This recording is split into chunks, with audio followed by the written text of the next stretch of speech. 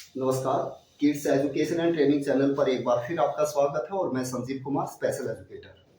Last video में हमने बात की थी कि बच्चे के अंदर प्री राइटिंग स्किल को डेवलप करना, ताकि हम राइटिंग स्किल में तब बच्चे को लेके आए तो वो कॉपी करना सीख जाए। पहले मैं कुछ आज पॉइंट डिस्कस करना चाहूँगा आपसे कि राइटिंग स्किल में कुछ चीज़ें होती हैं कि जैसा कि हमारा स्पेशल फील्ड है, तो हम हर एक बच्चे की एबिलिटी और उसकी बच्चे की जो लर्निंग पावर है उसको ध्यान में रखते हुए राइटिंग पैटर्न को फॉलो करते हैं। राइटिंग एक जो पार्ट है उसको हम फॉलो करते हैं। तो वो कैसे करते हैं वो मैं थोड़ा सा आपको डिस्क्राइब कर देता हूँ। ठीक है, तो इसमें क्या करते हैं कि देखिए, मैं आपको तीनों सब्जेक्ट का क्लियर कर देता हूँ। क्या होता है कि जब हम मैथमेटिक्स के अंदर सिखाते हैं तो बहुत सारे नॉर्मल स्कूल के अंदर एक पैटर्न को फॉलो किया जाता है। वो क्या है?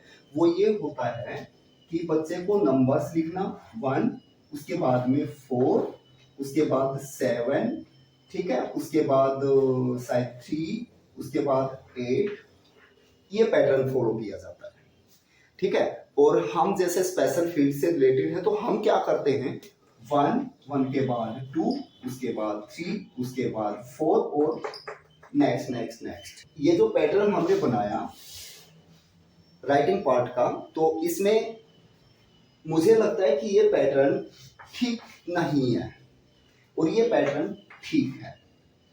अब इसका रीजन क्या होता है कि हम जब बच्चे को एक कोई भी कंसेप्ट देना चाहते हैं तो बच्चे का ब्रेन उस टाइम पे बिल्कुल, ये मानिए, ब्लैंक होता है, ब्लैंक बोर्ड की तरह होता है। आप जो भी टीचर उस पर लिखेंगे वही परमानेंट हो जाता है।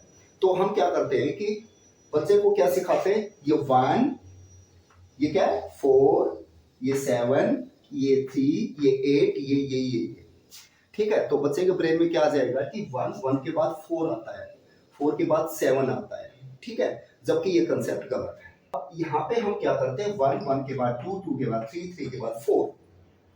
तो मैथमेटिक्स के अंदर ऐसा नहीं होना चाहिए कि पहले 1 सिखाएं फिर 4 सिखाएं, 7 सिखाएं। ये इसलिए फॉलो किया जाता है वहां पे कि ये सिंपल टू कॉम्प्लेक्स पे जाते हैं। जैसा हमने बात की थी, स्ट्रेट लाइन से बनने वाली, स्लीपिंग लाइन से बनने वाली, स्लैंटिंग लाइन से बनने वाली, इस पैटर्न को यहाँ पे फॉलो किया जाता है मैथमेटिक्स में, और ये गलत है। यहाँ पे राइटिंग स्किल पे जो बच्चे को लेके आते हैं, इट मीन्स कि उसकी प्री राइटिंग स्किल कंप्लीट है, उसकी हैंड की मूवमेंट कंप्लीट है, उसकी ग्रिपिंग कंप्लीट है, उसकी फाइन मोटर, वो सब चीजें कंप्लीट है और वो कॉपी करना इजीली सीखा हुआ है। तो आप इस पैटर्न को क्यों फॉलो करते हैं, इसको कीजिए, जबकि राइट पैटर्न है। रैंडमली चलिए, क्योंकि जब बच्चे को हम काउंट एंड राइट सिखाते हैं तो उस केस में क्या होगा, सपोज कि हमने बोला है कि बेटा इसको काउंट करके यहाँ लिखिए, ठीक है, तो वो क्या करेगा, इस पैटर्न से क्या करेगा, 1, 4, 7, ये 7 हो गए।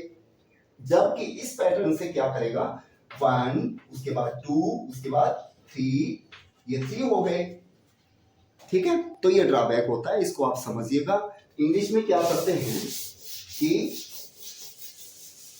एक जो पैटर्न, एक नॉर्मल सिस्टम का जो एजुकेशन का चला हुआ है, वो क्या है, किसी भी स्कूल में, नॉर्मल स्कूल में आप जाओ, वहां पे एक चीज देखने को मिलती है कि बच्चे को क्या बोलेंगे, पहले ए लिखना, उसके बाद बी, उसके बाद सी, उसके बाद डी, और यूं करके उसको जेड तक लेके जाते हैं। ठीक है, फिर उसको बोलेंगे कि आपको ए टू जेड लिखना है, ये आपकी नोटबुक है, यहाँ पे ए टू जेड लिखिए। अब यहाँ पे एक बात सोचने की है कि जिन बच्चों का ब्रेन थोड़ा सा स्लो काम करता है, या फिर फॉरगेटिंग वाले बच्चे हैं, स्लो लर्नर हैं, इंटेलेक्चुअल डिसेबल्ड बच्चे हैं, जो एक सीरीज को, लॉन्ग सीरीज को लंबे टाइम तक याद नहीं रख पाते हैं, तो उन बच्चों के लिए तो यहाँ पे प्रॉब्लम है कि ए टू जेड तक उन चीज़ों को कैसे वो लर्न करें। अब दूसरे इसका एक और ड्रॉबैक है, मैं आपको बता दूं, ए टू जेड कोई भी ऐसा वर्ड नहीं है कि जो सीरीज में किसी वर्ड की फॉर्मेशन करता हो। जैसे फॉर एग्जांपल हमने लिखा यहाँ पे बॉय, BOY, बॉय। अब बॉय के अंदर तो बी पहले है, ये बीच में होता है और ये लास्ट में होता है। तो कोई भी ऐसा वर्ड नहीं है कि जो एक सीरीज में बनता हो, सपोज की A B C D E, ये कोई वर्ड नहीं है। तो ऐसा कोई वर्ड जब है ही नहीं तो ए टू जेड बच्चे को क्यों लेके जाएं हम। हमारा एक ही मकसद होना चाहिए कि हमारे बच्चे के ए टू जेड कंप्लीट है। क्या बोलेंगे कि ए टू जेड हमारे बच्चे के कंप्लीट है। हमें यहाँ मेरा कहने का यहाँ पे मतलब है कि हम जब बच्चे से 26 लेटर की बात करते हैं, कोई भी लेटर डिक्टेट करते हैं, डिक्टेशन में बच्चे को लिखने को देते हैं, अगर बच्चा वो डिक्टेशन कर लेता है तो हम ए टू जेड क्यों जाए। ठीक है, तो हमारा एक ही मकसद होना चाहिए कि ये अल्फाबेट्स 26 होते हैं और हमारे बच्चे को 26 के 26 लेटर क्लियर है। मीन्स आपने डिक्टेशन दिया, सपोज हमने बोला लिखिए बी, ठीक है, बच्चे ने यहाँ पे बी लिखा। हमने बोला लिखो एम, बच्चे ने यहाँ एम लिखा। हमने बोला कि एन लिखिए, एन लिखा। हमने कहा ए लिखिए, ए लिखिए। जब ये सब चीजें 1 to A to Z 26 letter complete हैं इस तरीके से बच्चे के, तो प्लीज इस पैटर्न को फॉलो ना करें, इसकी कोई जरूरत नहीं है, क्योंकि ये कहीं काम नहीं आता है कि A to Z लिखिए। मोस्टली नॉर्मल स्कूल में यही होता है कि नोटबुक के फर्स्ट पेज पे लिख देता है टीचर कि A to Z लिखिए। वो लिखवाने का मकसद क्या है वो मेरी आज तक समझ में नहीं आया। मेरा एक ही मकसद होता है कि बच्चे को A to Z क्लियर होने चाहिए। जब आप डिक्टेट करें तो वो बच्चा A to Z लिखता है। जब आप आगे पीछे से कोई भी लेटर उसको लिखने को देंगे वो लिखे तो हमारे लिए वो टास्क कंप्लीट है। ठीक है, यहाँ पे सिंपल टू कॉम्प्लेक्स चलिए। ओके, सिंपल टू कॉम्प्लेक्स क्या होता है कि सिंपल लेटर से लेके कॉम्प्लेक्स की साइड में आप जाइए। पहले स्ट्रेट लाइन से स्लीपिंग स्लैंटिंग लाइन से बनने वाले लेटर लीजिए, उसके बाद में कारों के ऊपर आइए, उसके बाद कॉम्प्लेक्स पे आप जाइएगा। जैसे पहले हमने आई सिखाया, उसके बाद इसी को टी में कन्वर्ट कर दिया, इसके बाद इसी को एल में कन्वर्ट कर दिया, ऐसे ही इसको यू में कन्वर्ट कर दिया, ऐसे ही इसको वी में कन्वर्ट कर दिया। ठीक है, बिल्कुल सिंपल वे है, सिंपल वे से सिखाइए। नॉर्मल एजुकेशन जो स्कूलों में फॉलो की जा रही है वो क्या होता है कि पहले ए सिखाया, बी सिखाया, सी सिखाया, डी सिखाया। अब ये देखिए ये कितना कॉम्प्लेक्स है और ये कितना सिंपल है, तो हमें सिंपल टू कॉम्प्लेक्स पे जाना है। जब हमें ए टू जेड से कोई मतलब नहीं है, हमें 26 लेटर से मतलब है, तो हम सिंपल टू कॉम्प्लेक्स जाएंगे।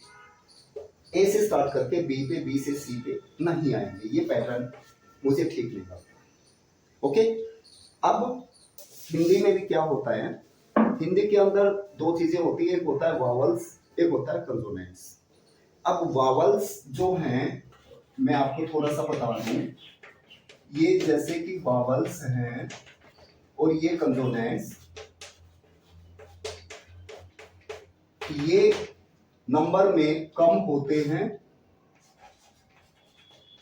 और ये ज्यादा होते हैं।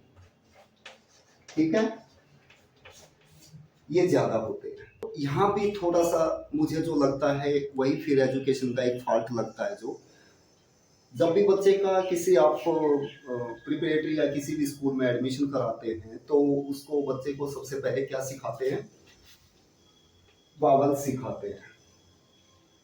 ए आ, छोटी बड़ी, छोटा हो बड़ा हो, ये चीजें उसको सिखाते हैं। उसके बाद में कंसोनेंट्स के ऊपर लेके आते हैं। मेरे हिसाब से ये भी गलत है। क्यों? उसका रीजन है। रीजन क्या है कि जब ये आपने वावल सिखाया तो इस वावल्स की प्रैक्टिस कैसे होगी, या जब तक कंसोनेंट्स कंप्लीट करेगा तब तक हो सकता है वावल्स को बच्चा भूल जाए, क्योंकि प्रैक्टिस नहीं होगी उसकी। प्रैक्टिस मैं कैसे कहना चाह रहा हूँ, कंसोनेंट्स की प्रैक्टिस बच्चे को मिलेगी। हम जो अपनी स्पेशल फील्ड के अंदर बच्चे को सिखाते हैं, हम क्या करते हैं, कंसोनेंट्स को पहले लेते हैं। और यहाँ भी किसको पहले लेंगे, क को नहीं लेंगे, ख को नहीं लेंगे। यहाँ भी हम क्या करेंगे, सिंपल टू कॉम्प्लेक्स के ऊपर जाएंगे। पहले सिंपल टू कॉम्प्लेक्स कैसे स्टार्ट करेंगे हम, सबसे पहले प, इसी को थोड़ा सा और आगे बढ़ाया, मॉडिफाई किया, फ बन गया। अब व लिया, इसी को बा में कन्वर्ट कर दिया। अब ये देखिए कि ये तरीका जो आप ले रहे हैं, ये हर एक जो है लेटर एक दूसरे से अलग है।